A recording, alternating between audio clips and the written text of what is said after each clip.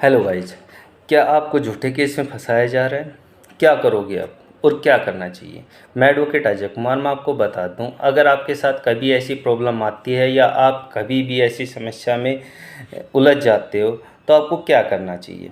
Number एक, तो आपको पहले रिलैक्स रहना चाहिए, किसी प्रकार की टेंशन नहीं लेनी, क्योंकि कानून बना है तो सबके लिए बना है। ये नहीं है कि कानून हमेशा सच्चाई को जिताता है, ना कि झूठे को। और जो आपके ऊपर झूठा केस लगा रहा है वो सिर्फ चंद पैसों के लिए या आपको दबाने के लिए, धमकी देने के लिए ये सब कर रहे हैं। तो आपको रिलैक्स रहना है। रिलैक्स रहोगे तो विपक्षी पार्टी है वो कुछ ना कुछ ऐसा काम कर देगी जिससे आपका पक्ष मजबूत हो जाएगा। अब करना क्या है, जब भी आपके सामने कोई ऐसी समस्या आती है तो आपको भी काउंटर अटैक के लिए तैयार हो जाना है। काउंटर अटैक करना ज़रूरी है। अगर आप काउंटर अटैक नहीं करोगे तो वो आपके ऊपर भारी पड़ जाएंगे। इसलिए हमें ध्यान रखना, अगर हमारे साथ कभी भी ऐसी सिचुएशन आती है तो जैसे वो केस दायर करते हैं हैंड टू हैंड हमें उनके ऊपर काउंटर अटैक करना चाहिए। क्योंकि अगर हम काउंटर अटैक उस टाइम पे नहीं करेंगे तो बहुत समय, लंबा समय खिंच जाएगा, उसके बाद उस काउंटर अटैक का कोई फ़ायदा नहीं रहेगा। इसलिए नंबर एक, तो झूठा मेडिकल बनवा दिया जाता है मार पिटाई का, और इसी को एविडेंस के रूप में लाया जाता है। लेकिन अगर आपके साथ ऐसा होता है तो आपको क्या करना है, आपको आईपीसी 211 के थ्रू, आईपीसी 211 के तहत उसके ऊपर काउंटर अटैक करना है। क्योंकि जब आपने किसी को मारा ही नहीं है और वो झूठा मेडिकल उसका बनवा के लेके आए हैं तो उसको कोर्ट में चैलेंज करना चाहिए।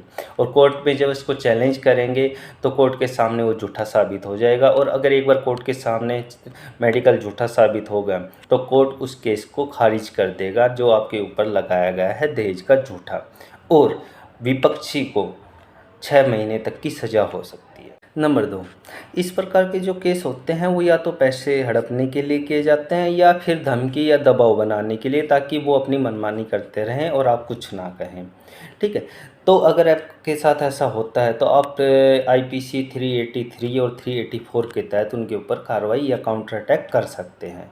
इसके लिए आपको चाहिए कि आपके पास कोई एविडेंस होना चाहिए, क्योंकि इस प्रकार के बंदे अक्सर आपको धमकी देते हैं या पैसे हटने की बात करते हैं। तो कभी ना कभी तो आपके सामने फ़ोन पे या किसी कुछ लोगों के सामने उन्होंने धमकी भी दी होगी, आपको पैसे भी मांगे होंगे।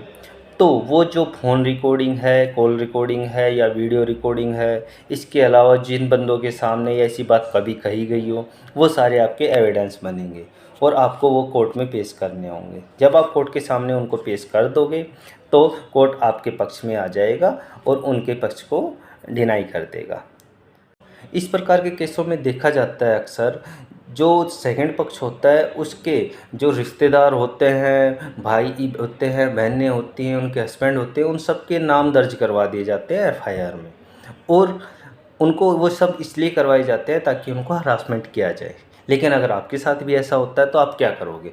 आप 504 आईपीसी के तहत आप उनके खिलाफ़ काउंटर अटैक डलवा सकते हैं।